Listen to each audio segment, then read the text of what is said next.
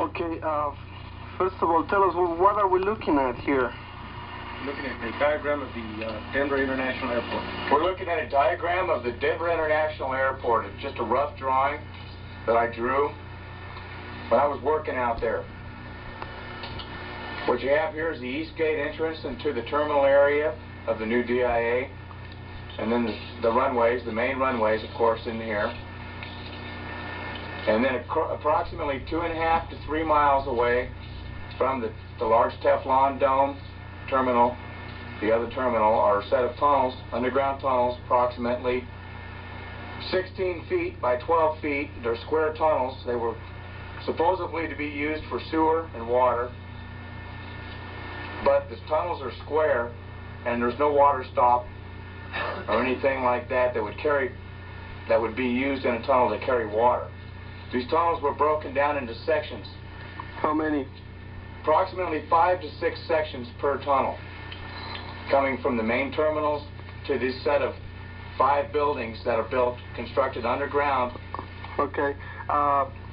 Let me ask you something here. We're talking about tunnels, 2 tunnels. The length is about 2.5 to 3 miles. Is that correct? Yes, it is. How deep into the ground are these tunnels, would you say? I would say approximately 25 to 30 feet down. And okay, once you are in the tunnel, how wide, how high, how much space do you have in there? How big are they? The tunnels themselves are 12 foot tall by 16 feet wide, and they're just a rectangular formed tunnel, and they're all the same size. Okay, what usage would people give to these tunnels, especially at an airport? We used to use them to walk through, and we used to put forklifts and other machinery down there to transport tools and such thing, materials. Can you feed the truck in there? Oh yeah, you could fit a bus in there if you wanted to. You could fit a small special-made bus.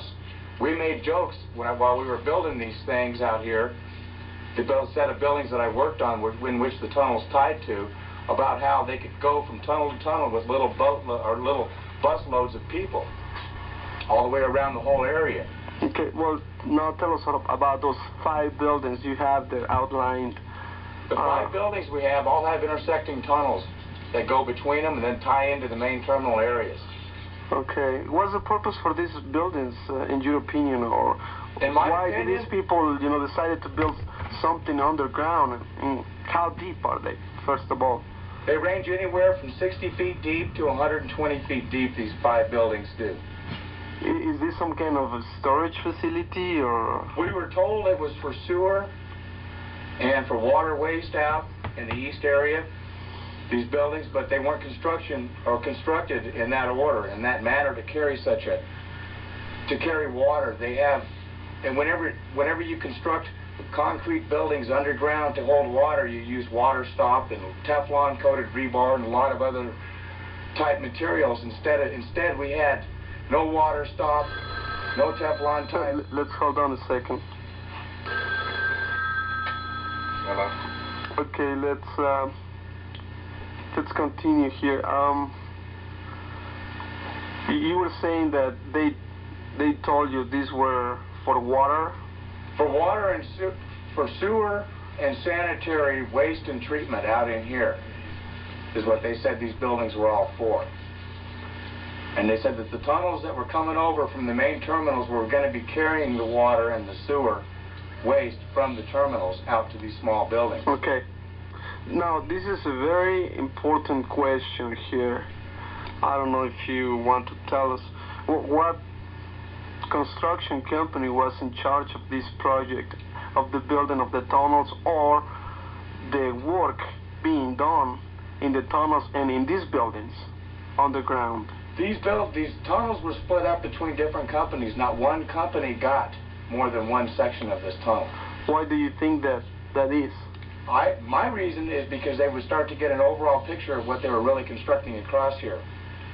On most jobs this size, once a company is set up and sets up one section of tunnel, then they're already in progress of going all the way across. So it's easier for them to go ahead and continue with the contract all the way through than to bring in another company on each section. And it's very, very peculiar that they would be split up in that many sections with that many different type of companies doing the work. So this was, in your opinion, doing on purpose, so the companies of the people working there would not know what was going on. Nobody would know what was going on through here. Nobody would be able to get an overall picture of what was happening. The company that did all of these buildings out here didn't get any of these tunnel contracts. Okay. Another question, besides what you... The top of all of these two long runways. When we were working on these buildings, we saw them covering up these runways out here, and we asked questions what was going on with these runways. They said they poured them in the wrong place. Huh. But how can you miss runways by 2 miles? That's a good question. 2 to 3 miles, how can you miss runways? Usually, when something is poured in the wrong place, it's also R&R. That means it's taken out of the ground. You don't bury it. You don't bury mistakes. So they buried these. These were buried with a 4-inch cap of dirt along with these buildings here. And it looks like to me, from what I could tell, the beginning of these runways from there to these buildings here is approximately half a mile. In my opinion, I think the large amounts of people would be coming in on these runways. Right, they come to the airport. airport. Water takes control. Once the money system fails, which you're starting to see around the world everywhere, the last place to fall will be the United States. That's the last place that they'll have to take people. They have too many radicals here with guns, patriots, freedom fighters and such. They will bring them into the center point, which the center point of the United States can go to Europe, can go to the Middle East. Okay. This point here, they can bring them in, shuttle them over to the distribution center, shuttle them over to the other 2 runways, and send them off to whatever concentration camp for permanent keeping, such as Alaska, Montana. Do you think that there is more construction underground at the new Denver International Airport? There's an area to the south of this, which is also approximately 2.5 to 3 miles away from the main runway and DIA Teflon Dome terminal, where there was a lot of activity going on. They were always driving up so much dust and dirt out here, we couldn't see exactly what each other was doing at much time. We couldn't see much more than 100 yards ahead of us because of the dirt and the dust out there.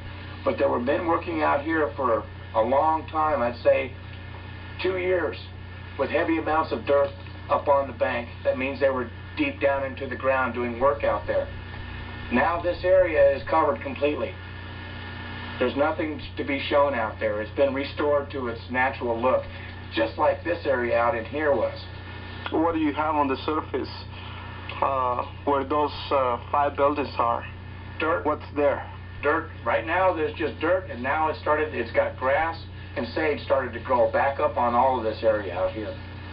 They put enough topsoil on top of everything to where you cannot see it from the air.